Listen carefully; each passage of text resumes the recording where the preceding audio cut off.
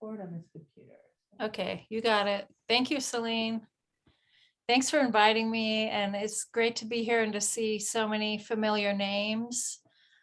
I think the first time I spoke for the Seattle Book Arts Guild was, I moved to Portland in 1998, so maybe 1999 or 2000, and I've taught a couple of times and been involved with you all. I have many of my artist books are in special collections at the University of Washington and a couple at the University of Puget Sound as well.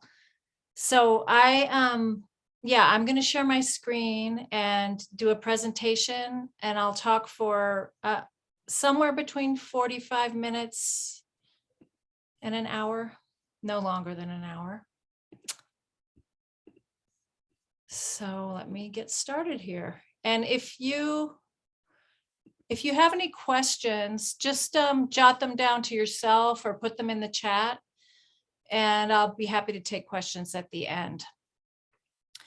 So I feel very fortunate to have found something wonderful to pursue early in my career, and that is paper. And one of my first discoveries, I went to the University of the South in Sewanee, Tennessee, small liberal arts college. I did study art there. I just got a BA, and the offerings were limited. There were only 1,000 students there. So we just had painting, drawing, photography, nothing much more than that. But I had the opportunity during my junior year to spend it in Germany. And there I went to an art school at the University of Mainz. And I actually took a class called paper. And I took another class called Schrift, which means script or letter forms. And I discovered this pop-up alphabet in an old Letraset catalog, if any of you remember Letraset. This was before the computer, before we were using it very much. And I decided to try and figure out how to render that in 3 dimensions. So those bottom faint 3 templates you see are my rendering. You know, I had to turn everything into straight lines so that when you cut them out and folded, it would become the 3-dimensional form that I was seeing rendered 3-dimensionally, but it was really 2-dimensionally on the page. And this is something that has amazed me forever, is the transformation of a sheet of paper. And it's really fun to look back on your career and realize these things, because, you know, back when I was 20, when I discovered that, I really couldn't see into my future, obviously, and had no idea where this would take me. So this pop-up alphabet happens to be in my new book, The Art of Papercraft, but I'll get to that in a moment. So after that year in Germany, where I took this class called paper, and what we did in that class, we did everything. We made paper using a blender. We didn't have sophisticated equipment. We built furniture from cardboard, and we explored pop-ups, and it really opened my mind to paper as a material and a medium and the potential. And on my way home from Germany, I stopped in New York City and fell in love with the city. I had never been there. I grew up in Texas. And I had to finish college. I had 1 more year. So I went back and finished college. And then I moved to New York City. I got a small grant to work. I worked at the Department of Cultural Affairs and in the Percent for Art program, where many cities have this, where a percent of the funding for city buildings goes to public art. That was just a short-lived job. And then I ended up working in the commercial printing industry. And a couple of years later, I was kind of moving towards graphic design. My father was in Japan one summer, and my mother and I went to visit. He was doing research there, and we stayed in a traditional inn filled with these paper screens, like you see on the left. So the shoji screens. And I was mesmerized with the way the light filtered through, I had thought at some point in my life that I would be an architect. So the architectural forms, and that's when I decided that I wanted to learn how to make paper. I knew they did it in Japan. I had no idea anyone was making paper in America. But I came back to New York. That was just a short 2-week trip, and started looking for ways to go to Japan. That's where I thought I needed to go to learn how to make paper. And I stumbled across Dudonné Paper Mill, which is still in the city. And I worked there for 6 years. So it didn't happen all of a sudden, but I got to know them. I was an intern for a little while, and then I was there at the right time. They needed another staff person. So I made this screen on the right, which was my own version of a shoji screen, after starting to work there. And so that's a hand paper making studio, and they're really pushing the medium, inviting artists of all types to come in and explore handmade paper. And it was just a really dynamic time. I learned lots of things: how to write grants, how to write a newsletter. I was administrative there, but I had access to the facilities whenever I wanted, off hours. And so I learned most of my paper making by osmosis. And I'm going to show, for those of you who have don't know that much about paper making, I'm going to show a short video right now. It's 2 minutes, I think. And this is the trailer for a film I made called The Papermaker's Studio Guide, but it kind of just gives an overview of that film, but also of the papermaking process. I am Helen Hiebert. I'm an artist, papermaker, author, and educator. Hand papermaking is a traditional craft and a contemporary art form which has had a revitalization over the past 50 to 75 years. I am grateful to have been part of this movement for the past 20. I've had some amazing learning opportunities, as well as invitations to write about and teach what I know. I'm a huge fan of carrying on traditions and admire the many who are doing this in the field of hand papermaking. I am also intrigued by innovation and the variety of ways in which artists are pushing the boundaries and charting new territories with this versatile medium. We filmed 4 studios in and around Portland, Oregon, in order to show you some of that variety. Ablation Papers and Press is a family-owned business run by Ron and Jennifer Rich. They have an urban paper mill in Portland's Pearl District, where they make handmade paper and letterpress printed invitations for weddings and other social occasions. Marilyn Wold gathers plant materials such as tule and cattails from the fields near her home and uses a unique style of sheet forming to turn them into lovely sheets of plant paper and works of art. Lam Kwang and Kestrel Gates are a husband and wife team who work collaboratively from concept and design through the creation of their paper light sculptures, which they create for commercial and residential settings. And I run Helen Hiebert's studio, where I create artwork, collaborate with other artists, and mentor students and interns in this fascinating art form.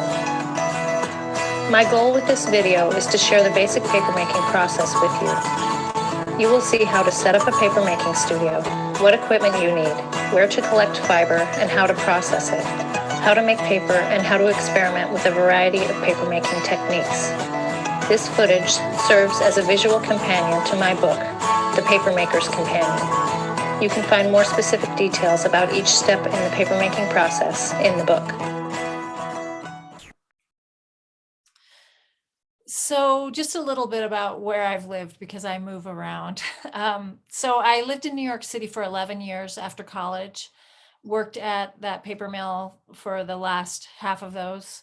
And then I met my husband in New York, and we didn't want to raise a family there. So we moved to Portland, Oregon in 1998, and we were there until 2012. And my husband, Ted, is a writer and editor, and he got a job here in the Vail Valley. So I'm near ski country up in the mountains in Colorado. He edits some magazines here. So that's why we moved here in 2012. But back to, I was still living in New York, working at the paper studio, when an editor of from Story Publishing, who publishes craft books and lots of DIY books, actually, how to raise horses, how to raise chickens, how to grow vegetables, lots of things like that, contacted me. I did not set out to write how-to books. She saw a workshop that I was teaching at the New York Horticultural Society. I was interested in making paper from plants, and I had a workshop listed in that catalog, and this publisher was doing a lot of books about gardening and plants. So they got this newsletter, and she sent me a letter on, I think it was typed on paper, asking if I'd be interested in writing a book. And I couldn't say no. So I said yes, and I had to do a lot of groundwork. And this is when I started featuring other artists in my books. I saw an example of a book they had done, and I liked little stories that this woman had put in her book called Nature Printing. And that, coupled with the fact that I was not really an expert in papermaking yet. So I put recipes from other papermakers in this book, the first book on the left, Papermaking with Garden Plants and Common Weeds, and put the book together. But looking back again, I feel like because I wasn't such an expert, I really had to, I think maybe I wrote better instructions, because I really had to flesh that all out and figure out how things were done in the papermaking process. And then shortly after that, my editor asked if I knew anyone who would want to write a book called that went along with a series. Maybe some of you have seen the Soap Maker's Companion, the Candle Maker's Companion. So they wanted to do the Paper Maker's Companion. And I said, yeah, I want to write that. So that's how I got into writing how-to books. And hang on, I think I had, oh yeah, missed a slide. So shortly after moving to Portland, I also got interested in artist books. And when I was living in New York, I had taken many classes at the Center for Book Arts. And at one point I sort of thought I had to choose between paper and books, which one I wanted to focus on, and I chose paper. But then I thought, well, I can make books with my paper. So watermarking is something I've been fascinated with since the beginning. And it is a way of letting light through or in a sheet of paper, reminiscent of those shoji screens I saw in Japan. And here on the top, you see my watermark design or pattern, which is cut out of a thin rubber material that I actually, it has an adhesive on the back, so I'm able to stick that to my papermaking screen, which you see there. And then at the bottom left, you see a sheet that I've just made. On top, you can see that the stencil, the watermark, is poking up into that sheet. Not that you can't really see that, but that's what's happening. I make an even sheet of paper, but where the design is, it pokes into the sheet. So the paper's thinner there and thicker everywhere else. And then on the right, you see the sheet that I've cooched or transferred to my felt. And you can see how prominent that design is. Some watermarks are more prominent than others. This one is actually has a very thick design, so it's very visible. But one of my first artist books, and I'm sure you all have made this very simple structure where you just make the slit in the middle of the sheet and you fold it up. And I was fascinated by this central area and thought I could put watermarks in there. So this is a combination how-to book and artist book, because the text explains how this watermarking technique was done. And so I called it modern day watermarking, because traditional watermarks were done with wire that was soldered onto the papermaking screen and permanent. And contemporary paper makers don't really like those patterns in every single sheet of paper they make, like the name of the company. So they came up with these innovative ways to make these removable watermarks. And if you display this under light, the watermarks illuminate. So you get an example of what the text is telling you about. And then here's another the similar structure. This is a book that I made called Cosmology, and I worked with a poet called Carl Adamczyk. You see the poem here.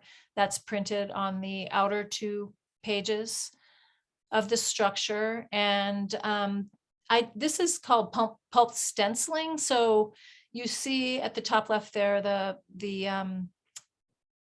watermark is on the mold, but I've made a very thin sheet so that the pulp is actually slipping around and in between the lines of that watermark material.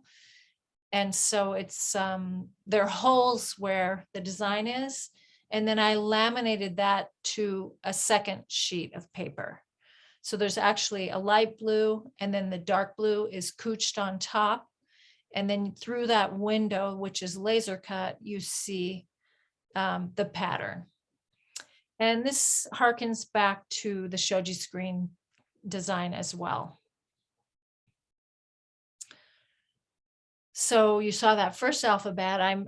I'm very interested in letter forms still, and in the paper engineering of how to transform from a flat into a 3-dimensional form. So you see the letter A that I designed flat in the top left, and the tabs that I had to add, which are then folded up and glued. And I call this sound blocks because the vowels really, are the main carriers of sound. And I thought maybe at one point I would do the whole alphabet, but the curved forms, like in the U, and actually the letter B, the second letter, seemed very complicated. Not impossible, but I just thought, oh, let me just do the alphabet or the vowels. And so this box is laser cut, and it's got a slide off glass door, and each letter fits inside of its own little compartment. And then here's another alphabet book that is shadow activated. There's a wonderful Japanese foldings or hinge for folding screens, and it flexes in both directions. So this accordion could be folded the other way as well, or folded up into a more circular form. And I learned that early on and was fascinated by it. And the letter forms here are designed by Dard Hunter, who brought back papermaking in the 20th century. Hand papermaking had almost gone extinct because machine-made paper was so prominent. But he traveled around the world and collected artifacts, and they are all housed in a museum now in Atlanta. And during his career, though, he also designed type and many other things. And so this was his font. And so it's just an alphabet book, and the hinge is shown off in this box that has sort of a cutout so that you can get a glimpse of that hinge. It's got a balsa wood construction, so there's a little bit of space between the front of the sheet and the cutout. And I don't do everything myself. I do hire printers and box makers. And some of you might know Claudia Cohen in Seattle. She made this box and has made all of the boxes for my books. I've made a few broadsides, and this one features, the paper is abaca, which is from the banana plant. It's a non-fruit bearing banana plant that grows primarily in the Philippines, some in South America. It's imported in sheet form. It's already processed, and it goes into tea bags and a few other things commercially. And it has some qualities that I just love. It's translucent. That piece of string there that you see is embedded in between two sheets. So it's actually covered on the top, but you see how translucent it is. And the printing obviously is on top. This is a poem by William Stafford, a beautiful poem about how you follow the thread through your life. And Sandy Tilcock in Oregon did the letterpress printing. And I've done quite a few of these string drawings, I call them. I love the patterns of knots, and some of you might know the Ashley Book of Knots. It's a big Bible of knots, and all the knots that fishermen tie and rock climbers, and I mean, there are knots in so many occupations, not to mention tying our shoes and things like that. So I took some knot patterns and did not tie them all the way. These are knots that can be tied, but I love how they look untied and those diagrams. So I trapped them untied in between two sheets of paper. And I editioned this book called String Theory. It has 6 different knot patterns in it. And then there's a sheet, Colophon, another poem by that same poet, Carl Adamschick. And figuring out how to edition these was interesting because I wanted each knot to be in the same place. I editioned a series of 10. So I had to recreate each drawing 10 times. And I actually, this is hemp string, which when you get it wet, so I would wet the string and I created a jig for each knot on just a piece of plywood. I drew the knot pattern and then I put nails in strategic places and then I tied the wet string around those nails. And after it dried, it was, this hemp string was, had a starch in it and it dried in the form. I was very lucky to figure that out.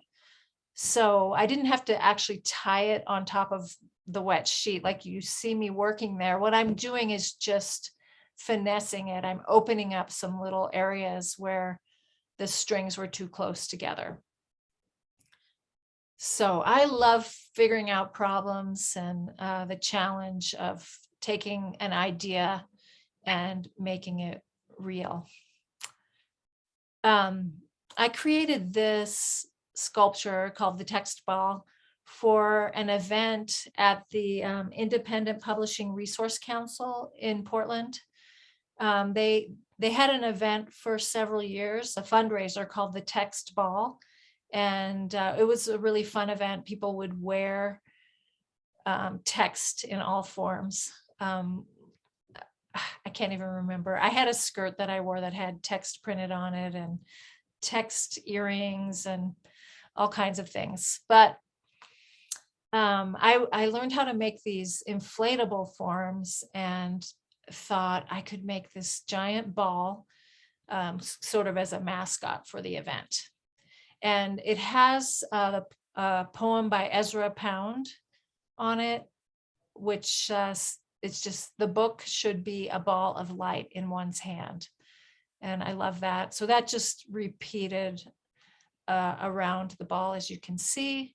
And the beauty of this structure is that you can, you form it flat. So I was able to do all the rubber stamping flat. So that's rubber stamp text.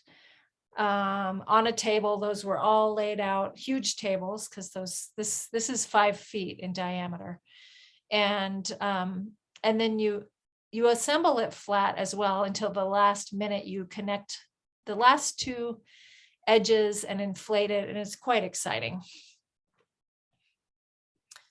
And this hot air balloon structure was what I first explored, and then that led to the text ball. And I made this piece for an event for Hand Paper Making Magazine. That's the journal in the field. And it was their 15th anniversary, I believe. And there was a celebration in Washington, DC, and an exhibition at some kind of flight museum in College Park, Maryland. That's where this is hung, but they wanted to fly the balloon for this event as well. So we tethered it. It didn't like go flying off, and had performance and illuminated it. I had a friend who wrote this beautiful song, very relevant always.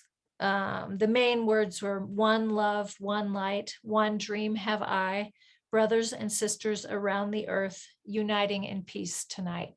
So he sang the song and we inflated the balloon and illuminated it, and it flew up a little ways. It was very fun. So this is a book that also has to do with light and transformation from 2 into 3 dimensions. You know, the little hand shadows that you can make these designs with your hands, and they look like animals. I'd always been interested in shadows, and someone gave me a book about hand shadows, but it was just 2-dimensional pictures of hand shadows. And I thought, oh, that would be really interesting in 3 dimensions. And I actually designed this really early in my career. I remember designing it. I was assisting Susan Scher, some of you might know, a book artist, at the Penland School in the late 90s. And I held on to this for probably the prototype for 6 or 7 years. And then I had the good fortune of meeting Sandra Krupa at the University of Washington. And I showed it to her and said I was thinking of editioning it. And she encouraged me to do it. So this has some poems. I worked with a poet, and the basic forms were already designed. The drawings are hand drawn with a pencil or graphite. And then it comes in this laser cut box with a little channel for this tiny flashlight that I found. And yeah, you can read the book and illuminate it. I have just a few more broadsides that I've created over the years. I enjoy this form. The one on the left, I did at a residency at Austin Peay State University in Tennessee. They have a huge wood type collection, and I really hadn't done much printing myself, but I was able to work with some students and lock the type up and print that with the help of students. And my father succumbed to Alzheimer's, and this was just a reflection on the irony of him being a nuclear physicist and losing his mind. And he studied the Big Bang. That was his area of research. And so that has embroidery. I do a lot of stitching in my work. And then on the right is another poem by Carl, A Map to Now. And I have a fascination with many different types of or ways of working with paper, and paper weaving is another one. So this has a woven paper moon, and a technique that I developed, which is cutting away part of the weaving to make these unique shapes within the weaving. In 2017, right around the time of the Women's March, I decided to create a series of broadsides with watermarks. So these again are the watermarks in the paper. And when the sheets are illuminated, you see these words. So it started with equality and then moved to justice and participate, harmony, continuum. And there's one more that I don't have a photo of called perspective.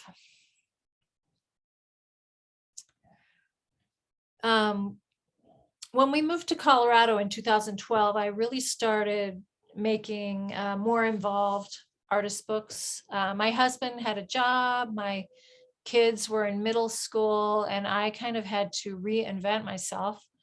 In Portland, I had a large art community and I was teaching at the Oregon College of Art and Craft as an adjunct, and just had many parts of my career or my business. But when we first moved here, I wasn't sure what to do. So I dove into making more complex artist books, and also started really building my online presence, which I'll talk about in a moment. But I'm going to show you a video. Oh, no, I don't have a video of this one. Let me see. No. I just have a little bit of text I'm going to tell you about this book because it's kind of complicated. So it's called Interluceo, which means to shine or gleam between, to be transparent, to let light through gaps. This book has 7 hand-cut paper illustrations by Beatrice Caron. Some of you might know her. And the illustrations portray the mysteries of life, from a baby in the womb to a couple, a child gaining strength and running to embrace life. You see that child in the bottom left, just barely in the center of that green cutout. The building of a home, which is the pentagonal shape, exploring the world, and then finally spiritual contemplation in the purple image. And then 7 white handmade cotton abaca papers feature 7 intricate geometric watermarks, which relate to the numbers 1 to 7 and their corresponding shapes. So starting with the point, and then the line, the triangle, the square, the pentagon, the hexagon, and the septagon. The book also features the 7 colors of the rainbow in abaca paper. So I'm just mixing in installations in between my artist book. And this piece actually is both. There's a book that comes next.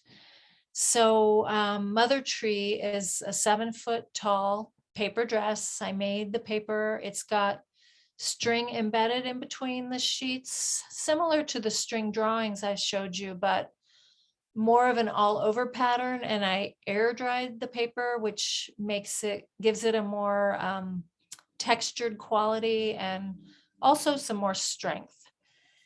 And this piece revolves around motherhood. You can faintly see that there's crocheted mother's milk that flows from the chest, and then it hits the ground and turns into roots. And so it's really about the mother as provider and sort of the continuum of how all mothers have fed their children and been super responsible for those little things. And I love to think about the connection of all women throughout time and all mothers. And so this was on view in Portland at the Portland building, which was a city building, for a month. And I got a little bit of funding to do the project through the Regional Arts and Culture Council. And one of the components was that I had to engage the community. So I sat there during the lunch hour every day. A bunch of city workers would come down from their offices and go out to lunch. And I invited them to sit with me and crochet. So these roots built up over time throughout that month. So we started with just the crocheted mother's milk. And then throughout the month-long installation, the roots grew and grew. And I had people sending me roots through the mail as well. We didn't do that all on site. And it was just a wonderful experience receiving these roots, hearing everyone's stories about motherhood and crocheting. And it was a lovely experience. And I continue to do installations till today, but only one every 5 or 10 years because they're huge projects. So after I made that, I decided I wanted to make an artist book. And this is called 50 Revolutions, which coincided with my 50th birthday, I don't know, already 6 or 7 years ago. And so I created this house-shaped box, and it's got laser engraved rings surrounding the number 50. And those same rings are in this round green print. And you see the detail on the top left. The rings are hand-drawn and, well, reproduced, but the original was hand-drawn. And I collected words from my people on my mailing list and my community about motherhood or mothers. So there's 50 words, one on each ring, like the rings of a tree. And here you see awakening, connector, eternal, enchanting. So lots of words. And then there's a miniature mother tree, which unfolds and sits on top of this mini armature that you can see in the top of the box there. And then the bottom right is just the back side of this print, which called Mapping Motherhood, which folds up into the house shape and tucks into the box as well. Tangential is another artist book that I created, I think in 2015, maybe 2017. And I have a little video. This is a video for my website, so it's a little informal. I mean, formal. I introduce myself. You'll hear the sound, but it describes the book too.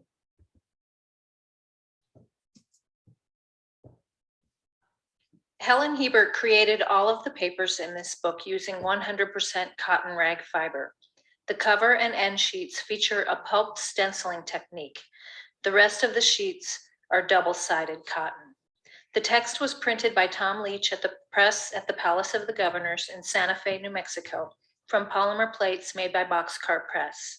The typeface is Dante. The geometric shapes were hand-cut and scored. All stitching was done by hand, and Claudia Cohen bound and boxed the book. Tangential was designed and produced at Helen Hiebert's studio in Red Cliff, Colorado in 2017. I am interested in the many ways in which a flat sheet of paper can transform from 2 into 3 dimensions. I first thought about this when I discovered origamic architecture.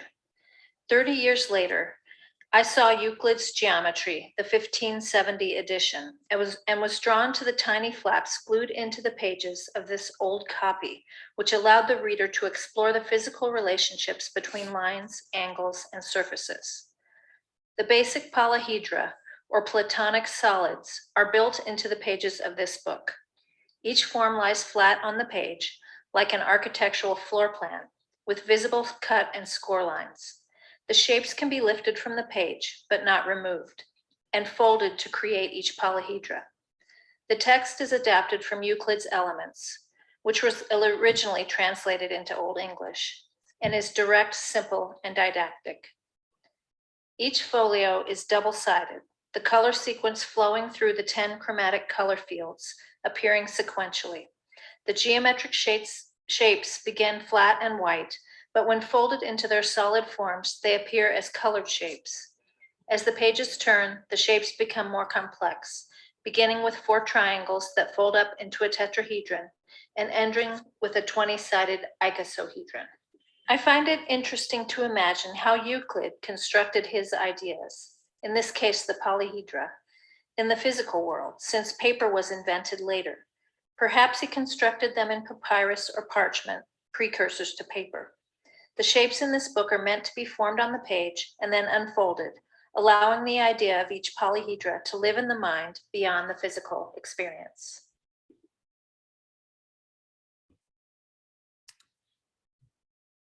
So yeah, geometry is a strong interest, and light, as I've already mentioned. So this was my next book called Prism, and I have a video which I will talk over.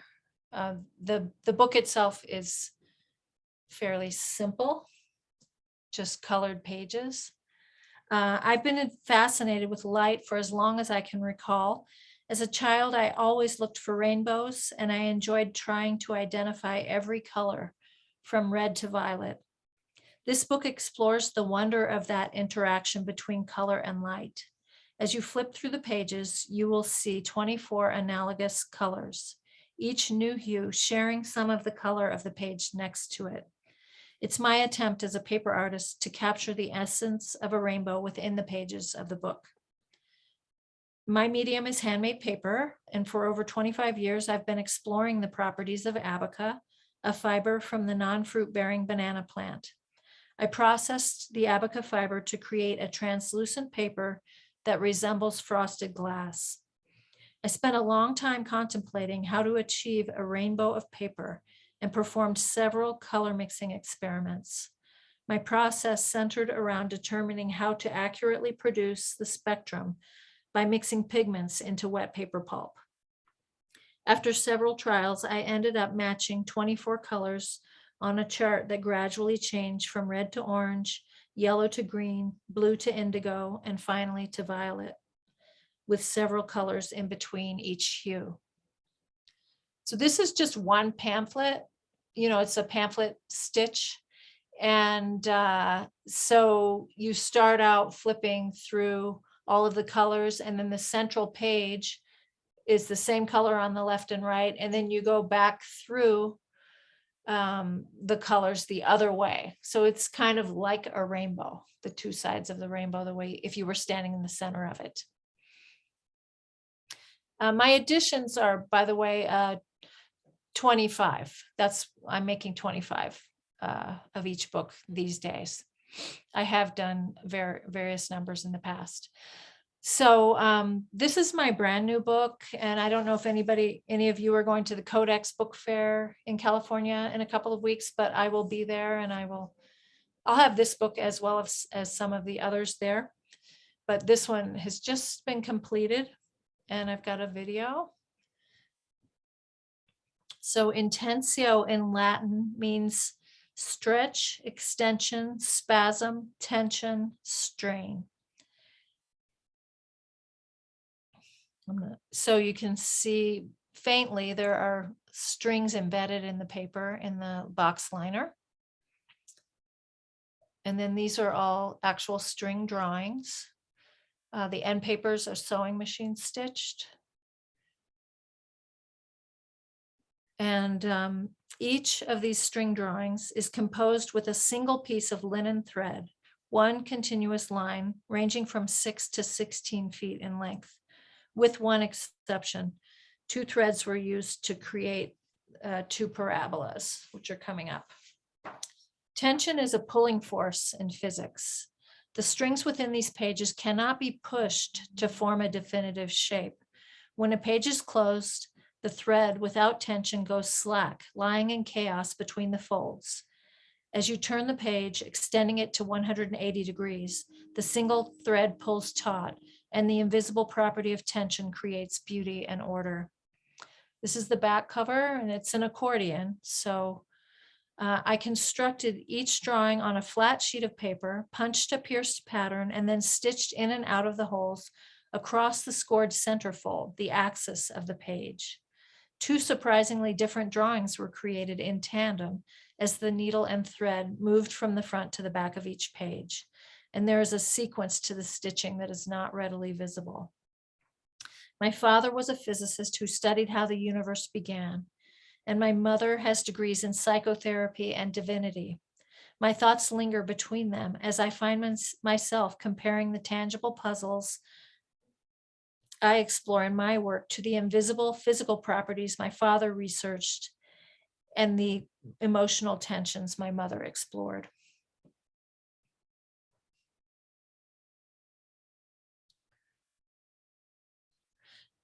So I just, some of you maybe have my new book called The Art of Papercraft, and I just wanted to flip through a few pages of that on screen.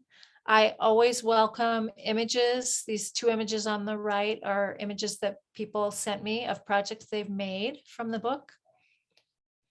And the crux of the book is what can you make with a single sheet of paper? There are 40 projects. I started out, this is just a sketch that I sent to when I submitted my manuscript, which they then turned into this page on the right, these sort of things that you can think of from your childhood or your life that are made from a sheet of paper. And then I really enjoy learning about what has been done with paper in the past, and Joseph Albers at the Bauhaus was using paper to teach his students. Isamu Noguchi was a lighting designer in the 50s. He was Japanese American, was invited back to Japan to revitalize the lantern making tradition of the town of Mino, and went on to design these amazing lights that are still commercially available today. Eric and Martin Domain are at MIT and are pushing the boundaries of what can be done microscopically with paper through origami, through folding techniques and the use of the computer. And Beatrice Caron again is having her paper cut work fabricated in a multitude of materials, from glass to steel and other materials, plastic. So there's a section on this sort of the versatility of paper. And one thing that I had fun doing was I put a call out to paper artists to send me their beautiful sheets of paper, just any kind of paper that was marbled or hand painted or eco printed, dyed. And so throughout the book, there are, sort of in the chapter openers and little places where we needed more imagery, we put pictures of these beautiful papers, and we credited everybody as well. I love to do that. Because I make paper, I wanted to have some things about paper making. There are no how-tos. There's one small, simple project of making your own paper, but I just want people to know what's possible. So I featured the work of artists who work in handmade paper. Obviously, there's sections on all the tools you need for the projects and where to find papers. Some basic paper craft skills, like how to fold an accordion, how to do a pamphlet stitch, and the tools and materials. And really, with all of my teaching, I teach quite a bit online and in person, and through my how-to books, I hope that the projects teach you something. I hope they're inspirational. I have a huge library, and I often just look through books for inspiration. And then finally, I hope that if you try a project, you'll think of what you can do next with the same technique. So a point of departure. So the book's divided into 3 basic sections filled with projects. The first section is folding. So all the ways you can fold a sheet, from these little paper balloons that many of us learn to do as kids. This project is a guest artist, Marianne Petty, and she this strategically placed printed imagery. This is the 7 deadly sins or virtues, sorry, not the sins, the virtues. And printed imagery and text in strategic places so that when you fold up the form, they land in the right place. And believe me, this was tricky to write the instructions and get it right. And then there are several other projects. I designed 15 of the projects, and then I have 25 guest designers. So these are all folding projects. And then the next chapter is cutting projects. So from pop-ups to slice forms, and a slice form heart that collapses flat, and masks, stages, cards.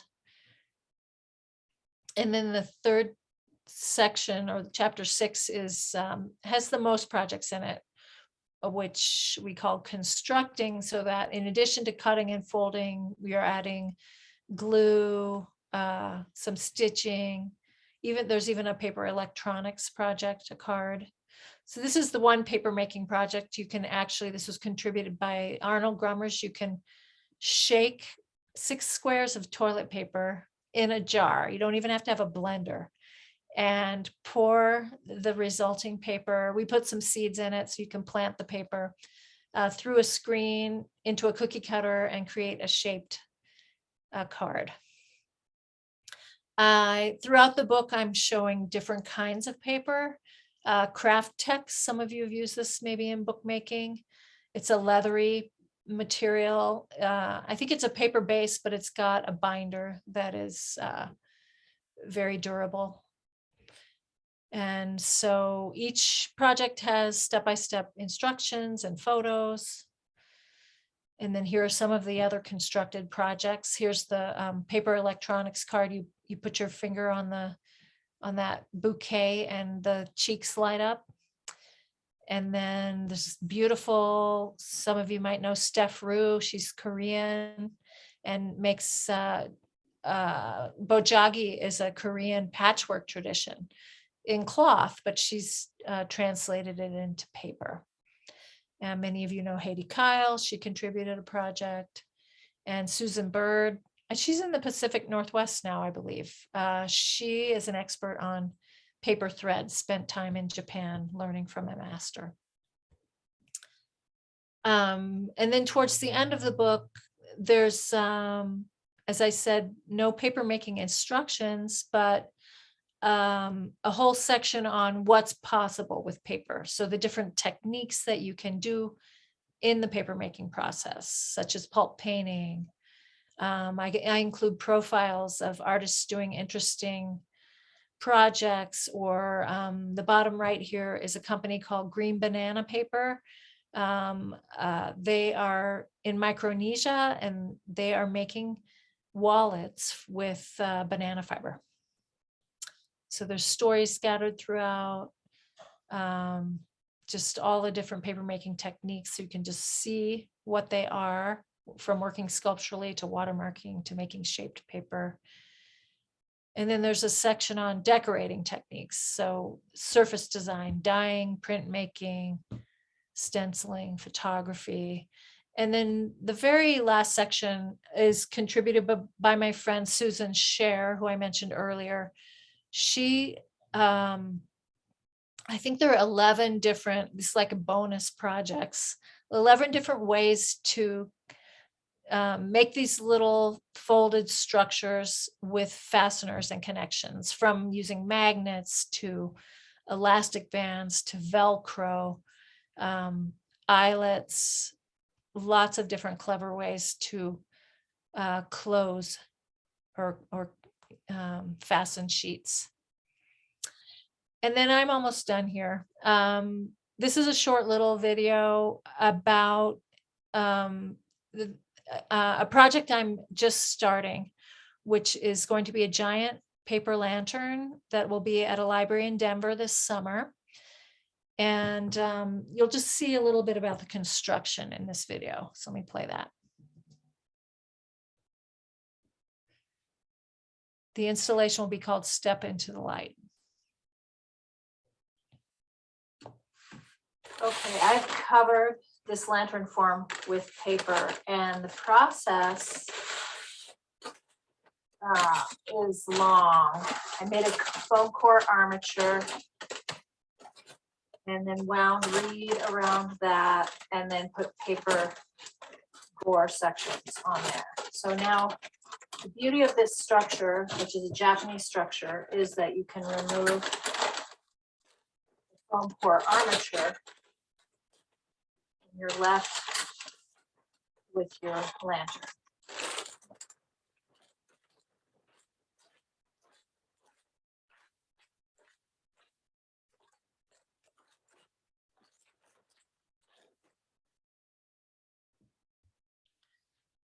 So here are the diagrams. I'll actually, this will be 4 times the size of that model. So it'll be about 6 feet tall and 4 feet wide. And I'll have the armature fabricated in wood. And then I have to wrap these rings around it. I'll be an artist in residence at this library for a week, and I'll have some volunteers helping me. And then on the right is sort of my vision for the piece suspended in the library. It has 20-foot ceilings, so this will be hanging down quite a bit from that, but you'll be able to step up inside of it and reflect on how you are individually a light in the world. And then when you step out, you'll be invited to reflect on how you can spread your light into the world. And these bookshelves will be around, surrounding the lantern, kind of as a barrier, because this is a public space and I don't want people just wandering up and touching it. But we also hope to bring books about light to those shelves so that people could hang out there and think about light, from, you know, religion to science to philosophy to art made with light. So I'm really looking forward to that. So just a few more things about what I do and how you can get involved with me if you're interested. I run a monthly membership program called the Paper Year. This is a paid program, and it's opening up for registration again in April. And we explore a different paper technique every month. We have an online classroom. You get a video every month and PDF instructions. And then you can share what you're making, ask questions in the online classroom. We meet twice a month on Zoom, and it's just a wonderful community. We cheer each other on and share ideas, and I love it. I do have a free Zoom workshop next Thursday at noon my time, which would be 11 a.m. your time. If you want to attend, I'll be talking a little more about the Paper Year, and we'll be making this pop-up landscape card. There's some links that Celine's dropping into the chat, and she'll send you afterwards. So there's a link for registering for that. And then just a few more things, if you don't know, I write a weekly blog called The Sunday Paper, and I'm always featuring interesting paper facts from around the globe. I also host a free Facebook group called The Paper Studio. And one of the things we do on Fridays is we flaunt it Friday. So we share what we've been working on. You can see a couple of examples there. And then I'm on Instagram. I post almost daily there. And then if you just go to my main website, there's something on the top menu bar called the Paper Advisor. And it's like a free online class with lots of resources. This is how you get added to my mailing list. But there are papercraft videos and paper making suppliers and quite a few resources there, as well as a place to ask the Paper Advisor questions. So thank you so much for listening to me. And let me stop sharing. And I'm happy to answer any questions. There was a question from Jesse who wanted to know about your reference to Alpha Beta in Atlanta. Is that the library? Yeah, so that's two alphabet. I was talking about the actual alphabet that Dard Hunter designed and his collection. So I don't think Alpha Beta is in Atlanta, but the Robert C. Williams Museum of Papermaking is in Atlanta at Georgia Tech University. And that is where, yeah, you can make an appointment to go visit there. And it is a museum. So I think part of it is just open, but if you want to go and look at something in the collection, his collection, you would have to make an appointment to do that. And is your book in the collection there? I don't think it's in the collection. It should be, because it features his alphabet. Yeah, you're right. Give them a call. I could donate a copy. I don't know that they purchase. I think they receive most donations. So I don't know. I was I actually had a question about that exact book, because I was very intrigued by you mentioned the Japanese hinge that you used on that book, and I could see. So is it like an actual like a piano hinge, sort of, where there's multiple, or maybe it's more like a door hinge? It seemed like, where there's pieces that feed in from both sides. Is that? Well, I've never seen that hinge before, so I wanted you to talk a little bit more about that hinge. Yeah, I do teach it, and I don't know that. Let me think. I don't know where you could find it. It's in my book. I teach this structure called the shadow lantern, which is in my book, Playing with Paper. And so that hinge is described. No, hang on. It's in my book, Paper Illuminated.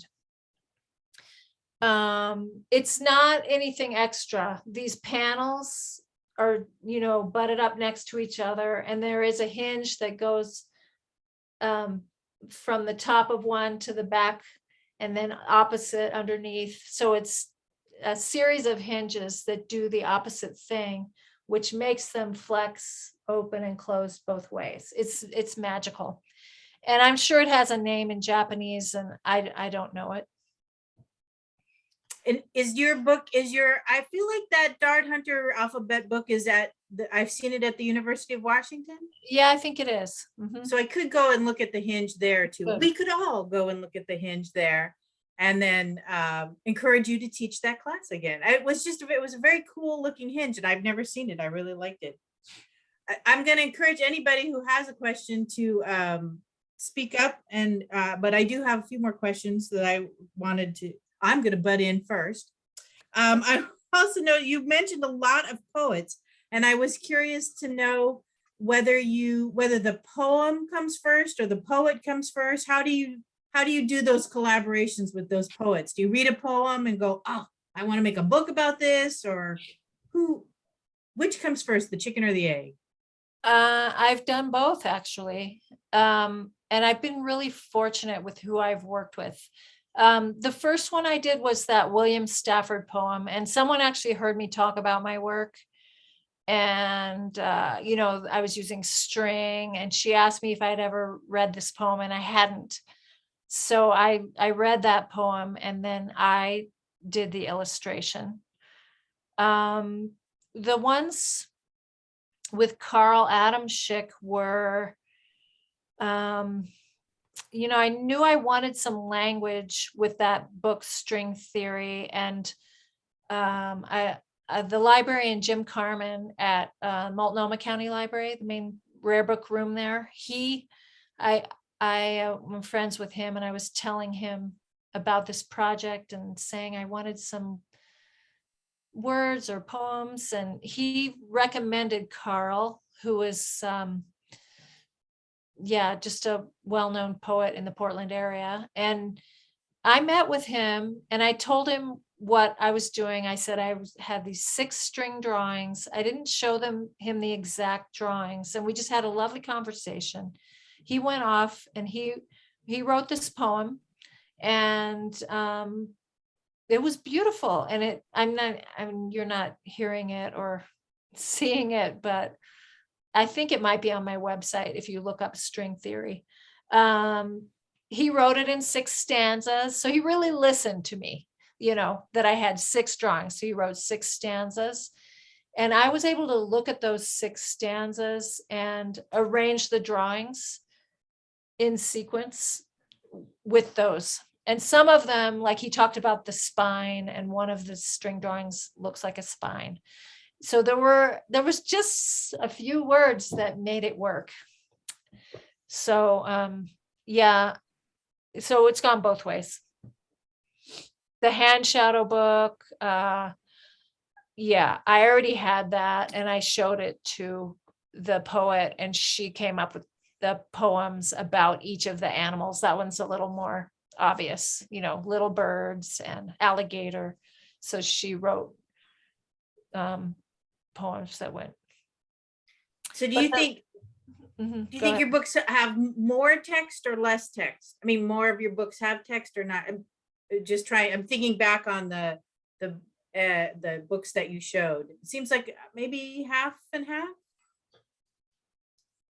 Yeah, it's usually a small amount of text.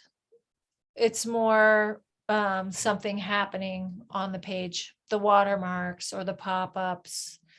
I always have in my more involved books, there's always a page at the end which has some of my reflections, like what I was thinking about, like Euclid and how did he come up with these designs, and so there's always I love that, because I always want to know that when I'm reading a book of what was the artist thinking, and in an exhibit you get the artist statement often, but in a book, when you're looking at it at a collection, you don't always get that. So I'm very excited that you include that, and I applaud that because I love reading those. Well, if you can see it when it's exhibited, because that is a hard thing, how to exhibit an artist book. Right, right. But at special collections, you can actually get Yeah, the you book and right. look at it in your hand. That's the nice thing about the University of Washington is they will actually let you look at a real book. So Yeah, that's awesome. Mhm. now the I was very struck by your the broadside with the woven moon. That was just such a great use of the weaving to because it looked so moon-like, Mm, even without being representational. mhm. But I don't have you done any books with your weaving, or is that just too intense to do that in an edition? Yeah, maybe that's why.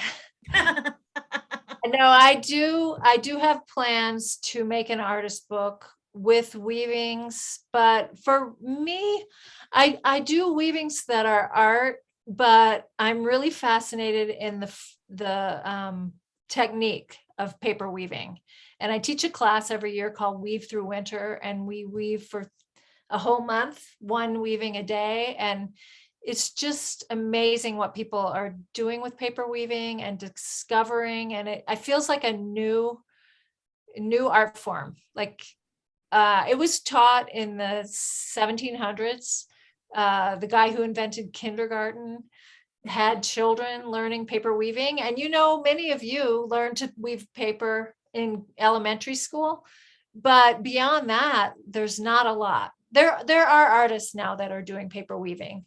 But yeah, I do want to do an artist book, and you'll be the first to hear this, that I think I'm going to get a contract to write a book about paper weaving. So Oh, cool. I've it'll be seen a few years until it comes out, but right. super excited. I've seen people's work when they take that month of weaving it. It's really I mean, it's fabulous looking class because it's such a wide variety and things that you go, no, that can't be weaving. It's just so creative what comes out of it. You've really advanced that art form, I think. Yeah, thank with you. your thoughts on the waves and the cutouts and stuff. Yeah. And then the spectrum book, I loved that with the how the colors you could see as you were flipping through the video. Oh, and let me just pause a second and say, I love your videos because they let you look at things long enough Okay. before you change. Sometimes you'll see an artist video and it's like, here's this and here's this and here's this. I'm like, wait. So thank you as a person who enjoys books, thank you very much for making it so that you can actually appreciate what you're looking at. But anyway, back to that. I really loved seeing how the color changed because you could see the yellowy green on this page and you lift it up and you see it's yellow and then it becomes kind of a yellowy orange as it flips over. I mean, that's exactly what happens in a rainbow. And I'm curious. So was that also a 25? You made 25 of those as your edition size? You said you often edition in 25. Yeah. So how did you keep the color consistent for all 25 of the yellows and all 25 of the yellowy oranges and all 25 of I mean, that seems like that would be very complex. I know maybe that's a paper maker secret, but No, it's not a secret. No, I made each color individually. one at a So I time. made 25 sheets of the yellow and then 25 sheets of the orange and yeah, I mean, I spent a lot of time first thinking about my projects and then working out the details. And I am not an expert on color. Like I said, I went to this school where I barely took any art classes. And so I was fortunate. I tried one summer, I had an intern and we made all these colors and they were way too dark. Like it wasn't going to portray the rainbow. And we just did little tests, but it took me, I think, until the next summer. And then I happened to have another intern and she was really good at mixing colors. And I had found like a color chart. Like I have to, if I can see like a paint swatch, I can make the color.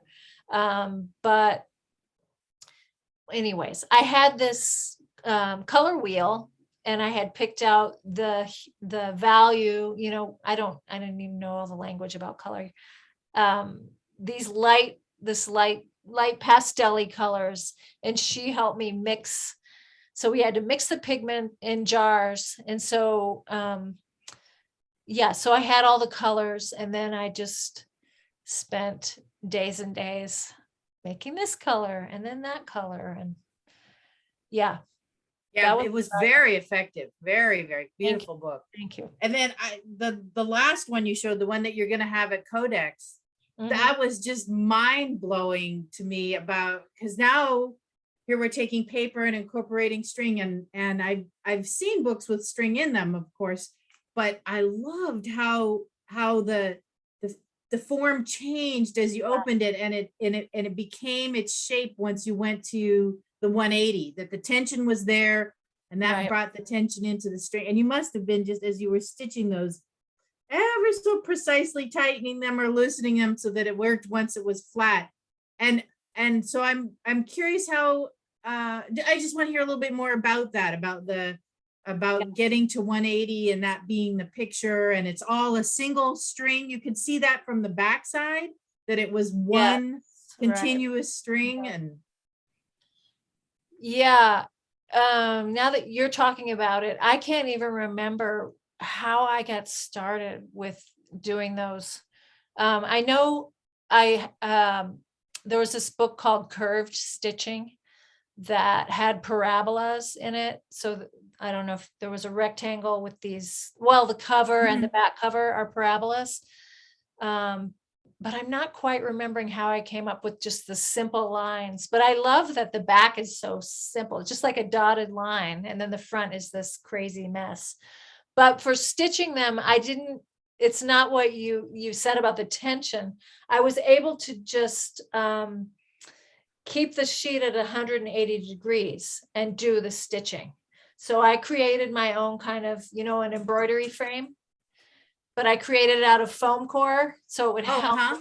So I held the paper flat. I had it already scored because I knew where it was going to fold, and I couldn't score it after the string was on there. And then I pierced the holes, and then I stitched it in the frame flat. And then I folded it afterwards. And then did you join those pieces? So each fold is a single piece of paper, and then you have a hinge. Yeah. So the binder, Claudia, there's a piece of hinging tape on the front of each. Yeah. Okay. I created 8.5 by 11. That book happens to be 8.5 by 11 signatures, and then she joined them all together. Wow.